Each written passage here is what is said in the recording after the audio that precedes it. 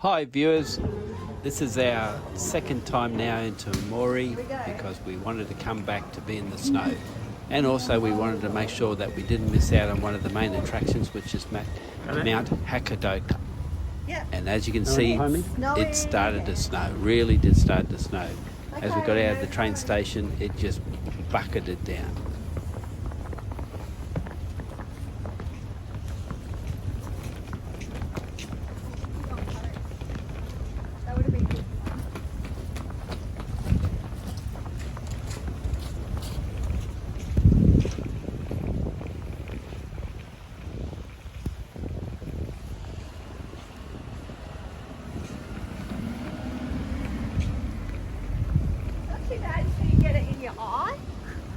The video is fairly long this time because I wanted you to really feel how the snow came down.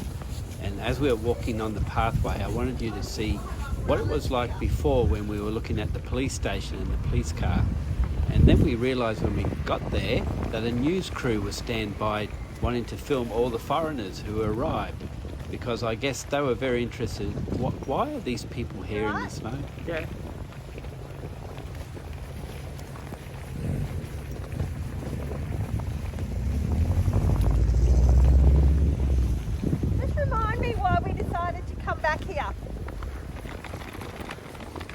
So here we are outside the police station trying to do some photography when up come a news camera team. First of all, they shoved a microphone in front of me and I just froze. So I pointed them in Malcolm's direction. Then I took some pictures of him. We finally made it to the hotel, the same one that we stayed at before.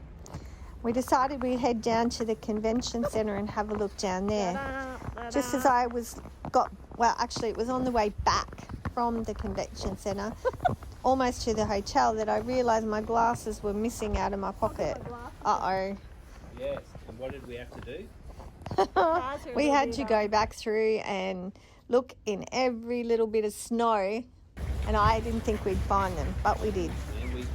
Lucky. So we decided that we wanted to go and see the snow monsters, as they call them, which are trees that are covered in snow. And the best place to see them was up on the top of the mountain. So we had to go to the bus station to make sure we could get the bus that way. It was just a public bus, which worked really well. It was about maybe an hour on the bus. About an hour. But it was a good drive. We had a really good seat. We managed to see everything along the way. Even the car yard, brand new cars that you couldn't actually see. They were so covered in snow, as was everything. Then we finally got to the ski base station where the lift was. And as you'd expect, there's all the skiers and snowers. They're all jammed inside trying to keep warm around the gas heaters. There were just so many of them, and they had so much snow gear. We felt like fish out of water, to be honest. They packed us all into the cable car, and then as they were going up, the lady was scraping the windows with perspex to try and get the frost off from the inside. That should have been the first warning, I think.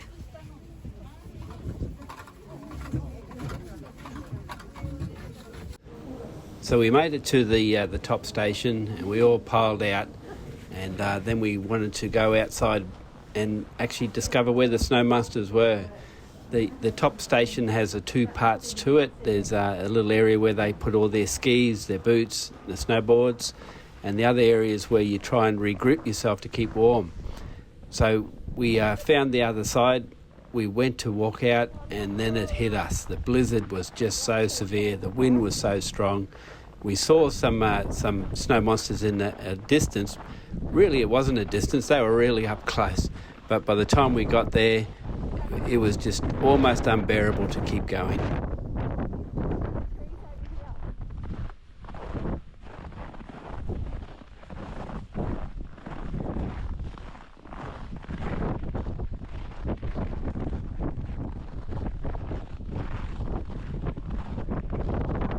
Yeah, that's the tree.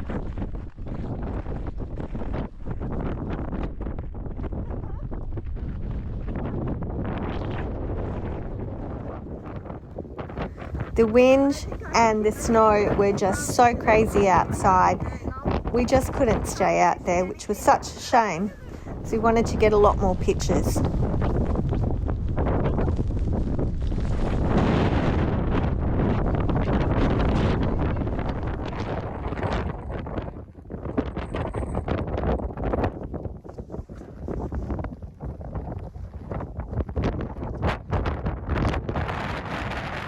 So all I could think of was I really just need to go inside and get a hot drink and try and warm up. So we headed in the door. Unfortunately, we couldn't find a hot drink, so we sat out upstairs and watched the people outside in the weather.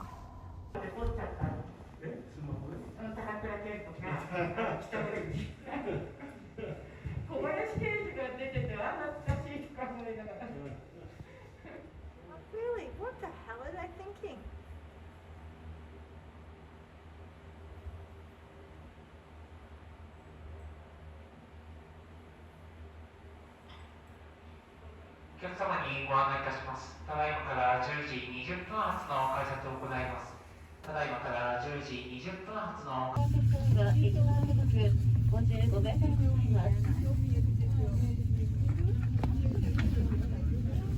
So while we're at the top station, we stayed up there for I think more a 2-hour wait, because we figured that the weather would probably clear and that we'd get better vision, and it didn't. So we just decided that's it. We have to go back down to the bottom.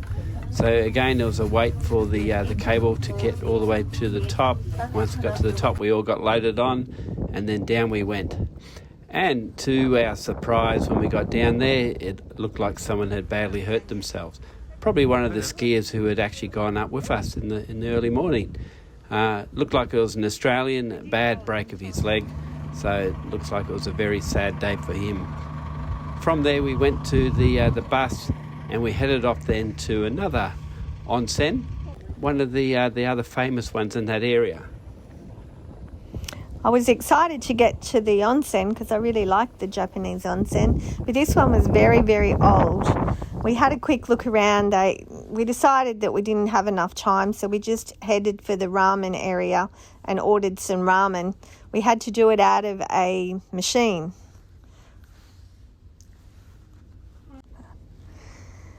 The onsen was so old that they didn't have normal Western toilets. They had the old Roman style toilets that you had to squat over. And then when we went to look into the onsen, they had a mixed area. And there's no way I was doing a mixed bar. Lucky we didn't have time anyway. So make sure that you're ready for our next video by hitting that subscribe button. Bye.